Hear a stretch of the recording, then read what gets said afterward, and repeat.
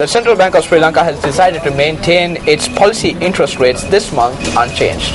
Accordingly, the CBSL's repurchase and reverse repurchase rates will remain at 6.5% and 8.5% respectively. Speaking exclusively to News First, Governor of the Central Bank of Sri Lanka, Ajit Niwad Cabral, said that the policy interest rates are now at an ideal level.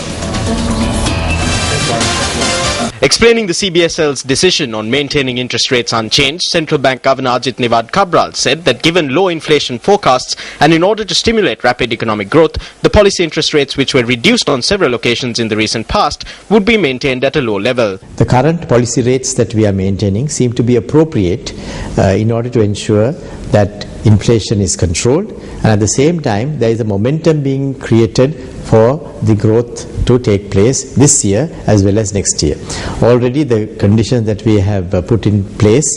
seems to be able to provide us with a growth of around 7.5% this year, but we believe that the conditions that would be in place by the end of this year would be sufficient for us to project towards a growth of around 8% next year. The governor also responded to allegations that the interest rates of commercial banks are not decreasing concurrent to the policy rates of the CBSL. We believe that the policy measures that we have taken in reducing the policy interest rates has to some extent impacted on the interest rates prevailing in the country, and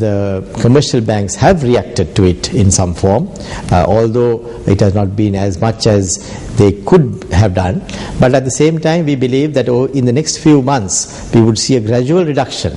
in the policy,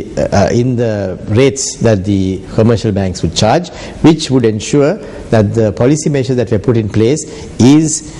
trickling down to all the people of the country as well as the businesses in our country.